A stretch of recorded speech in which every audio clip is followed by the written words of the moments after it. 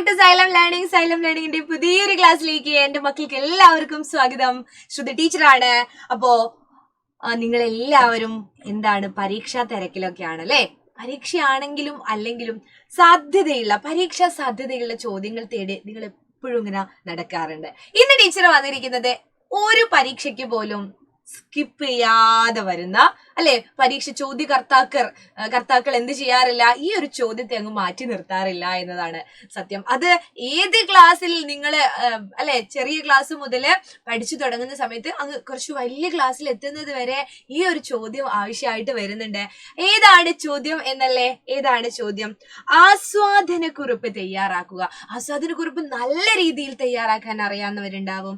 ഇനിയിപ്പോ അതല്ല, എനിക്ക് അങ്ങനെയൊന്നും അറിയില്ല, ചില കാര്യങ്ങളൊക്കെ ഞാൻ എഴുതാറുണ്ട് എന്നൊക്കെ പറഞ്ഞ് ആസ്വാദനക്കുറിപ്പ് ചെറിയ ഒരു 2 മാർക്കിനൊക്കെ അല്ലെങ്കിൽ എ ഗ്രേഡിൽ എത്താൻ പറ്റാത്ത രീതിയിൽ എഴുതി വെച്ച് അവസാനിപ്പിക്കുന്നവരുണ്ട്. പക്ഷെ ഇതിന് കൃത്യമായിട്ടൊരു ഘടനയുണ്ട് എന്നുള്ളതാണ് സത്യം. ആസ്വാദനക്കുറിപ്പ് നമുക്ക് പഠിച്ചു വെച്ചാൽ ആ കവിത വരില്ല. ഞാൻ ഉറപ്പിച്ചു പറയുന്നു, ഞാൻ തരുന്ന ഈ കവിതയല്ല നിങ്ങൾക്ക് ആസ്വാദനക്കുറിപ്പായിട്ട് വരിക. പിന്നെ ഏത് കവിതയാണ്? വേറെ ഏത് കവിത വന്നാലും എഴുതുന്ന തരത്തിലേക്ക് നമ്മൾ മാറണം എന്നുള്ളതാണ്. അപ്പൊ ആസ്വാദനക്കുറിപ്പ് എങ്ങനെയാ തയ്യാറാക്കേണ്ടതെന്ന് ടീച്ചർ പറഞ്ഞുതരാം. ഒരു കവിതയ്ക്ക് ആസ്വാദനക്കുറിപ്പ് തയ്യാറാക്കുന്നതാണ് എന്ന് പറയുന്നത്. അപ്പോൾ കവിത നമുക്ക് തന്നിട്ടുണ്ടാവും. കവിത എഴുതിയ ആളിന്റെ പേര്, അതാണ് കവി. കവിതയുടെ പേരും നമുക്ക് കൃത്യമായിട്ട് അറിയാം. അപ്പോൾ മലയാളത്തിലെ ഒരു കവിതയല്ലേ തരൂ, ആരുടെ കവിതയാണെങ്കിലും നമുക്ക് പറയാം മലയാളത്തിന്റെ പ്രിയ എഴുത്തുകാരൻ അല്ലേ? നിങ്ങൾക്ക് അറിയാത്തൊരു കവിയാണ് എന്ന് വിചാരിക്കാം. ഇപ്പൊ പല പുതിയ കവികളുടെ കവിതകളൊക്കെയാണ് ആസ്വാദനക്കുറിപ്പായിട്ട് വരാറ് അല്ലെ? അപ്പൊ നിങ്ങൾക്ക് അവരെ പരിചയം ഉണ്ടാവില്ല, എങ്കിലും നിങ്ങൾക്ക് എഴുതാം മലയാളത്തിന്റെ പ്രിയ എഴുത്തുകാരൻ ഇന്ന ആളുടെ കവിത എന്ന്. അപ്പോൾ നമ്മൾ ആദ്യം ശ്രദ്ധിക്കേണ്ട കാര്യം കവിതയുടെ പേരും കവിയുടെ പേരുമാണ്. കവിതയുടെ ആശയം ചുരുക്കി എഴുതാം. കവിതയുടെ ആശയം എന്ത് ചെയ്യണം? നിങ്ങൾ ചുരുക്കി എഴുതണം. ആ കവിത ഒരു പ്രാവശ്യം വായിച്ചാൽ മനസ്സിലാവുന്നില്ലെങ്കിൽ വീണ്ടും ഒന്നുകൂടെ വായിച്ചു നോക്കുക, എന്തെങ്കിലുമൊക്കെ മനസ്സിലാവും അല്ലെ? എന്തിനെ കുറിച്ചാണ് എന്നുള്ളത് നിങ്ങൾക്ക് കൃത്യമായിട്ട് മനസ്സിലാവും. പിന്നെ കഥാപാത്രങ്ങൾ. കവിതയിൽ കഥാപാത്രങ്ങൾ ഉണ്ടാവോ? കഥയിൽ മാത്രാണോ എന്നൊക്കെ സംശയം തോന്നുന്നുണ്ടാവും അല്ലെ? ഉണ്ടാവും. എന്തിനെ കുറിച്ചാണ് കവിത പറയുന്നത്? അതാണ് അതിലെ കഥാപാത്രം. ഇപ്പൊ നമ്മുടെ കവിത തെങ്ങിനെ കുറിച്ചാണ്, അപ്പൊ തെങ്ങാണ് അതിലെ കഥാപാത്രം. എന്തിനെ കുറിച്ചാണ് കവിതയിൽ വർണ്ണിക്കുന്നത് എന്ന് എഴുതാം. അപ്പൊ കറക്റ്റ് ആയിട്ട് അതിൽ പറഞ്ഞിട്ടുണ്ട് ആരാണ് എഴുതിയത്, ഏതാണ് കവിത, എന്തിനെ കുറിച്ചാണ് അല്ലെ? അതിന്റെ ആശയം ചെറിയ ചുരുക്കി ഒന്ന് എഴുതാം. പിന്നെ കവിതയിൽ നിങ്ങളുടെ മനസ്സിനെ ആകർഷിച്ച കാര്യങ്ങള്, വായിച്ചപ്പോൾ നിങ്ങൾക്കുണ്ടായ അനുഭവം, ഇതൊക്കെ നിങ്ങൾ എഴുതേണ്ടതായിട്ടുണ്ട്. കവിതയിൽ നിങ്ങൾക്ക് ഇഷ്ടപ്പെട്ട വരികൾ ഏതാണ് എന്ന് എഴുതുക, അതുപോലെ അതിന്റെ കാരണവും. പിന്നെ നിങ്ങൾക്ക് ആകർഷിച്ച കാര്യങ്ങൾ എന്ന് പറയുമ്പോൾ ഇവിടെയാണ് നമുക്ക് എന്ത് എഴുതാനുള്ളത്? ഇതാ പ്രയോഗഭംഗി. കാണുന്നുണ്ടോ? ഇതിനൊരു നിറം വരുന്നില്ല അല്ലെ? ഇതാ ടീച്ചർ എഴുതി തരാം. ആകർഷിച്ച കാര്യം എന്ന് പറയുമ്പോൾ ചില പ്രയോഗങ്ങളൊക്കെ കവി പ്രയോഗിച്ചിട്ടുണ്ടെങ്കിൽ അത് പ്രയോഗഭംഗി. അതുപോലെ നല്ല താളമുണ്ടോ, അത് ചൊല്ലാൻ പറ്റുന്നുണ്ടോ? അങ്ങനെയാണെങ്കിൽ താളഭംഗി അല്ലെ? താളഭംഗി. ഇനി അക്ഷരങ്ങളും വാക്കുകളൊക്കെ ഇങ്ങനെ ആവർത്തിച്ച് റിപ്പീറ്റ് ചെയ്ത് വരുന്നുണ്ടോ? അതിനാണ് നമ്മൾ ശബ്ദഭംഗി എന്ന് പറയാ. കുഞ്ഞിളം ചുണ്ടിന്റെ അല്ലെ, പിഞ്ചിളം, അങ്ങനെ കുഞ്ഞിളം അല്ലെങ്കിൽ കുഞ്ഞി അങ്ങനെ ചേർത്തിട്ട് നാ മണ്ണ് അല്ലെ, മണ്ണിന്റെ, വിണ്ണിന്റെ, അങ്ങനെ അല്ലെ, ഒരു വരിയില് അല്ലെങ്കിൽ 2 വരിയിലായിട്ട് അക്ഷരങ്ങൾ ആവർത്തിച്ച് വരിക. ആദ്യത്തെ അക്ഷരം ഒരേപോലെ ആവുക. ഇപ്പൊ കാറ്റിൽ, കാലം, അങ്ങനെ കാക്ക, അങ്ങനെ ആവർത്തിച്ച് വരുന്നതാണ് എന്ത്? ശബ്ദഭംഗി എന്ന് പറയുന്നത്. അപ്പോ ശബ്ദഭംഗിയും പ്രയോഗഭംഗിയും താളഭംഗിയൊക്കെയാണ് കവിതയിൽ നിങ്ങളെ ആകർഷിച്ച കാര്യങ്ങൾ എന്നൊക്കെയുള്ള ഭാഗത്ത് നിങ്ങൾ എഴുതേണ്ടത്. പിന്നെ നിങ്ങൾക്കുണ്ടായ അനുഭവം, അത് വായിച്ച സമയത്ത് നല്ല ഈണത്തോടെ ചൊല്ലാൻ പറ്റിയിട്ടുണ്ടാവും, നിങ്ങൾക്ക് എന്തെങ്കിലും കാര്യം ഓർമ്മ വന്നിട്ടുണ്ടാവും, അതൊക്കെ വേണമെങ്കിൽ ഇവിടെ ഒന്ന് പരാമർശിക്കാം.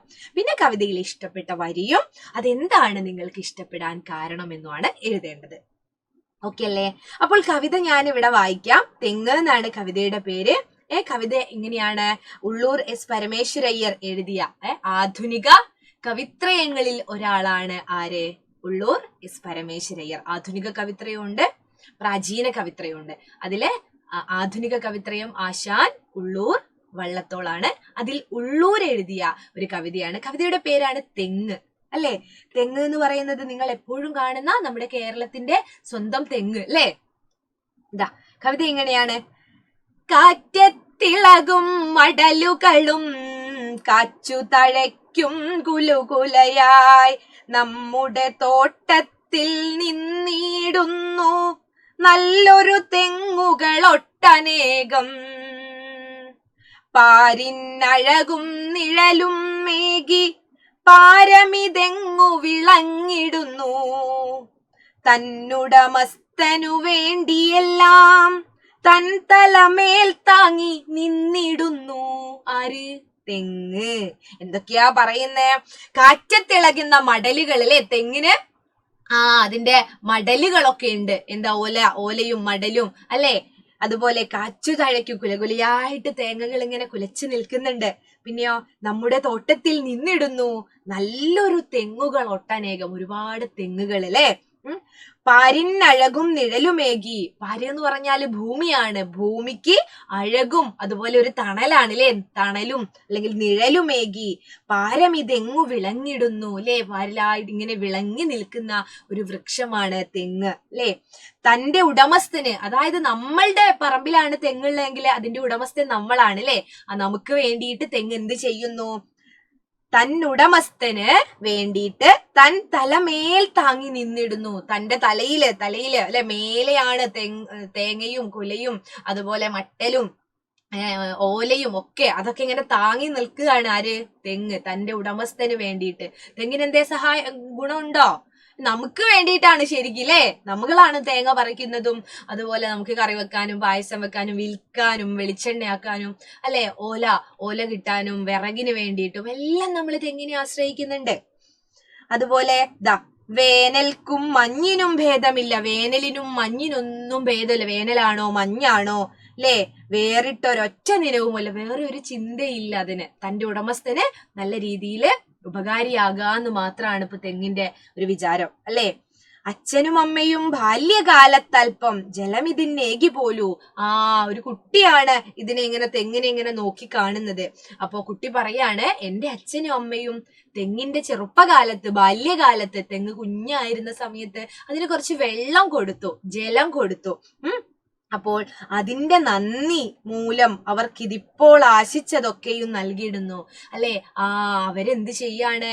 അവർക്ക് വേണ്ടിയിട്ട് ആ ഒരു ജലം കൊടുത്തതിന്റെ ബാല്യകാലത്തിലെ ആ ഒരു വെള്ളം കൊടുത്തതിന്റെ നന്ദിയായിട്ട് അവരെന്ത് കൊടുക്കുന്നു? തെങ്ങ് എന്ത് കൊടുക്കുന്നു? ഇപ്പോഴും അവർക്ക് വേണ്ടതെല്ലാം കൊടുത്തുകൊണ്ടിരിക്കുന്നു അല്ലെ.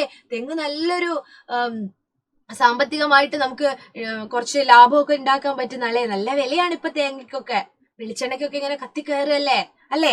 അപ്പോ അതിനെ കുറിച്ചാണ് ഉള്ളൂർ എഴുതിയത്. ഒരു കുട്ടി ഒരു തെങ്ങിനെ നോക്കി കാണുകയാണ്. ഇപ്പോൾ ഒരു കാര്യം കൂടെ നമുക്കിത് കണക്ട് ചെയ്ത് പറയാം. എന്താണ്? ഒരു നന്ദി കാണിക്കുകയാണ് തെങ്ങ് വീട്ടുകാരോട് അല്ലെ. പണ്ട് ജലം കൊടുത്തതിന്റെ, ഒരു വെള്ളം കൊടുത്തതിന്റെ. നമുക്ക് പലർക്കും ഇല്ലാത്ത ഒരു കാര്യമാണ് മറ്റുള്ളവരെ നന്ദിയോടെ സ്മരിക്കുക എന്നുള്ളത്. നമുക്ക് എന്തെങ്കിലും ഒരു ഉപകാരം ചെയ്തു കഴിഞ്ഞാൽ അല്ലെ, പാലം കടക്കുവോളം നാരായണ നാരായണ പാലം കടന്നാൽ കോരായണ. നമ്മളെ ആരെ സഹായിച്ചെന്നൊന്നും നമുക്ക് ഓർമ്മയുണ്ടാവില്ല, പിന്നെ അവര് പോട്ടെ എന്നുള്ള മട്ടാണ് അല്ലെ. പക്ഷെ അങ്ങനെ നമ്മൾ ആവാൻ പാടില്ല. അതും കൂടി ഒരു പാഠം കൂടിയാണ് ഈ ഒരു കവിത എന്ന് പറയുന്നത്. അങ്ങനെയും നമുക്ക് ഇതിനെ വായിച്ചെടുക്കാം. അപ്പൊ നമുക്ക് എന്തെഴുതാം? ആസ്വാദനക്കുറിപ്പ് എഴുതാം. ആദ്യം ഞാൻ ടീച്ചർ പറഞ്ഞതുപോലെ മലയാളത്തിന്റെ പ്രിയ കവി ഉള്ളൂർ എസ് പരമേശ്വരയ്യർ എഴുതിയ വളരെ മനോഹരമായ ഒരു കവിതയാണ് തെങ്ങ് അല്ലെ. മലയാളത്തിന്റെ പ്രിയ കവി ഉള്ളൂർ എസ് പരമേശ്വരയ്യർ എഴുതിയ വളരെ മനോഹരമായ ഒരു കവിതയാണ് തെങ്ങ്. കേരളത്തിന്റെ സ്വന്തം കൽപ്പവൃക്ഷത്തെ, കേരളത്തിന്റെ കൽപ്പവൃക്ഷം അതാണ് തെങ്ങ് അല്ലെ. അത് നമുക്ക് അഡീഷണൽ ആയിട്ട് കൂട്ടിച്ചേർക്കാവുന്ന ഒരു കാര്യമാണ്. നിങ്ങൾക്ക് ആ കവിതയെ കുറിച്ച് വേറെ എന്തെങ്കിലും അറിയെങ്കിൽ നമുക്ക് അങ്ങനെ എഴുതാട്ടോ. കേരളത്തിന്റെ സ്വന്തം കൽപ്പവൃക്ഷത്തെ ഒരു കുട്ടിയുടെ മനസ്സോടെ നോക്കിക്കാണുകയാണ് കവി ഇവിടെ. നമ്മുടെ കൊച്ചു കേരളത്തിന്റെ ഏറ്റവും വലിയ പ്രത്യേകതകളിൽ ഒന്ന് എന്തെന്ന് ചോദിച്ചാൽ നിറഞ്ഞു നിൽക്കുന്ന തെങ്ങും തെങ്ങിൻ തോപ്പുകളും തന്നെയാണ്. നമ്മുടെ കേരളത്തില് നിറയെ തെങ്ങും തോപ്പൊക്കെ ഉണ്ട് എന്ന് ആദ്യത്തെ ഒരു പാരഗ്രാഫിൽ നമുക്ക് എഴുതാം. അതുപോലെ ആരാണ് എഴുതിയതെന്നും ഏതാണ് കവിത എന്നും നമ്മൾ എഴുതി. അതിനുശേഷം നോക്കൂ, കാറ്റിൽ ഇളകുന്ന മടലുകളും തഴച്ചു നിൽക്കുന്ന എന്നാണേ. കാറ്റിൽ ആടുന്ന മടലുകളും തഴച്ചു നിൽക്കുന്ന തേങ്ങകളുമായി നമ്മുടെ തോട്ടത്തിൽ നിൽക്കുന്ന തെങ്ങുകൾ ഈ ലോകത്തിന് തന്നെ അല്ലെ, ഈ ഭൂമിക്ക് തന്നെ പാര് ലോകമാണ് അല്ലെ, നിഴലേകി വിളിക്കുന്നു എന്നാണ് കവി പറയുന്നത്. തന്റെ ഉടമസ്ഥന് വേണ്ടുന്നതെല്ലാം നൽകുകയും വെയിലും മഞ്ഞും എന്ന ഭേദമില്ലാതെ തെങ്ങുകൾ നിലകൊള്ളുന്നു. ഇത് ഞാനില്ലേ ഈ ലോകം എന്നുള്ള ഭൂമി തന്നെയാക്കാം കേട്ടോ. പാര എന്നുള്ള വാക്കിന് നമ്മള് ശരിക്കും പാര് ഭൂമിയാണ്. അപ്പോ ഈ ലോകം എന്നുള്ളത് ടീച്ചർ എന്താക്കുന്നുണ്ട്, ഭൂമി എന്നാക്കുന്നുണ്ട്. കുഴപ്പമില്ലല്ലോ. ഇതാ ഈ ഭൂമിക്ക്, നമ്മളെ ഭൂമിക്കാണ് അല്ലെ, ഭൂമിക്കാണ് ഒരു താങ്ങായിട്ട് നിൽക്കുന്നത്. അപ്പോൾ ഈ ഭൂമിക്ക് തന്നെ നിഴലേകി നിൽക്കുന്നു എന്നാണ് കവി പറയുന്നത്. തന്റെ ഉടമസ്ഥന് വേണ്ടുന്നതെല്ലാം നൽകുകയും വെയിലും മഞ്ഞും ഭേദമില്ലാതെ തെങ്ങുകൾ നിലകൊള്ളുന്നു അല്ലെ, നൽകിക്കൊണ്ട് തെങ്ങുകൾ നിലകൊള്ളുന്നു. തന്റെ അച്ഛനും അമ്മയും എന്നോ നൽകിയ ഇത്തിരി ജലത്തിന്റെ നന്ദി ഇന്നും തെങ്ങ് അവരോട് കാട്ടുന്നു.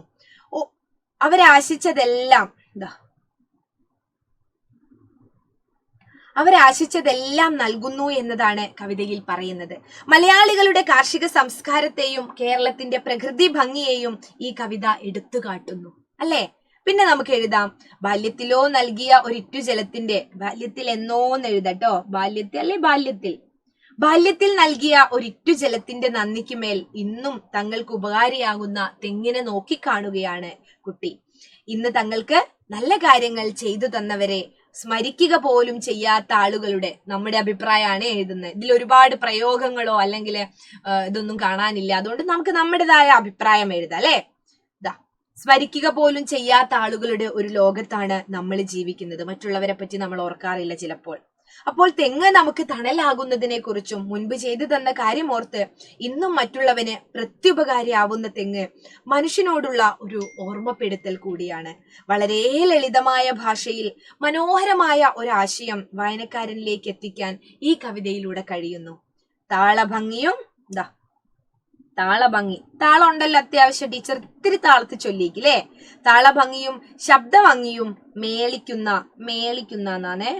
മേളിക്കുന്ന തെങ്ങ് എന്ന കവിത ആശയ ഭംഗി കൊണ്ട് മുന്നിട്ട് നിൽക്കുന്നു. നല്ലൊരു ആശയാണ് നമുക്കിത് തരുന്നത് അല്ലെ. അപ്പോൾ നമ്മള് ഇത് കൃത്യമായിട്ട് എഴുതിയിട്ടുണ്ട്. ഇനി നിങ്ങൾക്ക് ഇഷ്ടപ്പെട്ട വരി, അത് നിങ്ങളുടെ ഇഷ്ടമാണ്. ഇഷ്ടവരിയും എനിക്ക് ഇന്ന വരിയാണ് ഏറ്റവും ഇഷ്ടം. അതിന്റെ കാരണം, ഇഷ്ടവരി കാരണം,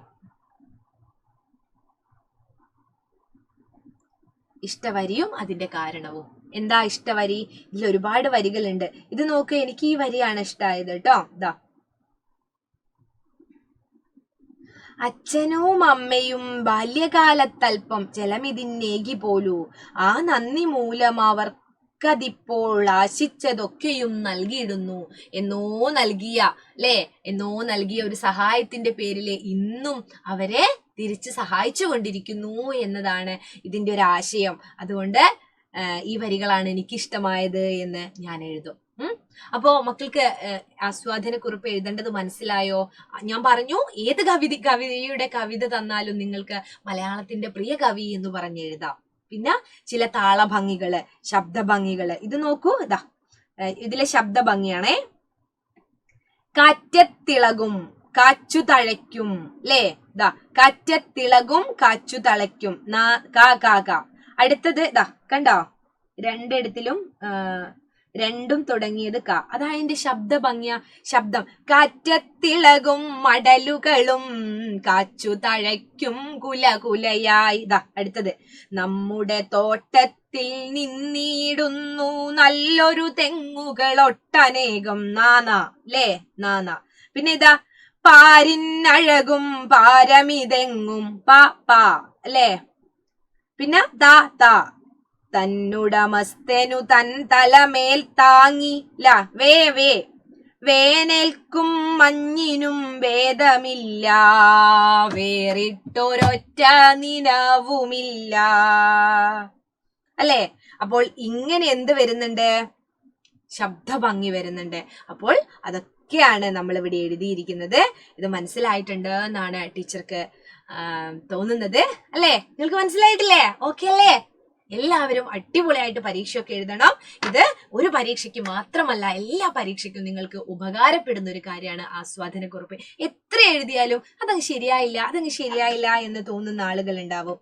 അപ്പോൾ ഇങ്ങനത്തെ കാര്യങ്ങളൊക്കെ എടുത്തെഴുതുക. ഓരോ കവിത കാണുമ്പോഴും അതിനെങ്ങനെയായിരിക്കും ആസ്വാദനക്കുറിപ്പ് തയ്യാറാക്കേണ്ടതെന്ന് വെറുതെ മനസ്സിലെങ്കിലും ഒന്ന് ചിന്തിച്ചു നോക്കുക. അപ്പോ അടുത്ത ക്ലാസ്സിൽ കാണാം. അത് മാത്രമല്ല, നമ്മുടെ മാരത്തോൺ ക്ലാസ്സുകളൊക്കെ അടിപൊളിയായിട്ട് നടന്നുകൊണ്ടിരിക്കുന്ന സമയത്താണ്. നിങ്ങൾ എല്ലാം കാണേണ്ടതായിട്ടുണ്ട്. പരീക്ഷയാണല്ലേ. അപ്പോ ഈ ഒരു കോണ്ടന്റ് വീഡിയോയിൽ പറഞ്ഞത് മനസ്സിലായിട്ടുണ്ട് എന്നാണ് വിചാരിക്കുന്നത്. വേണമെങ്കിൽ മാരത്തോണിലും ടീച്ചർ ഈ ഒരു ഭാഗം ഉൾപ്പെടുത്താം. ഓക്കെ. പിന്നെ അതുപോലെ തന്നെ നമ്മുടെ ബാച്ചിന്റെ കാര്യം, നമ്മളെ സൈലത്തിന്റെ ബാച്ച് എന്ന് പറയുന്ന അടിപൊളി ബാച്ച് ഉണ്ട്. അതിലേക്ക് നിങ്ങൾ ജോയിൻ ചെയ്യുക. അതുപോലെ വാട്സപ്പ് കമ്മ്യൂണിറ്റി ഗ്രൂപ്പിൽ ജോയിൻ ചെയ്യുക. വാട്സപ്പ് കമ്മ്യൂണിറ്റി ഗ്രൂപ്പിലൊക്കെ ജോയിൻ ചെയ്ത് കഴിഞ്ഞാൽ ഈ നോട്ട്സ് ഒക്കെ നിങ്ങൾക്ക് കിട്ടും കേട്ടോ. അതൊക്കെ ഫ്രീ ആണ്. ബാച്ചിന്റെ കാര്യത്തിനായിട്ട് താഴെ കാണുന്ന നമ്പറിൽ കോൺടാക്ട് ചെയ്യുക. അപ്പോ അടിപൊളിയായിട്ട് പരീക്ഷ എഴുതുക. It's me Shruthi Vaishakh from Xylem learning.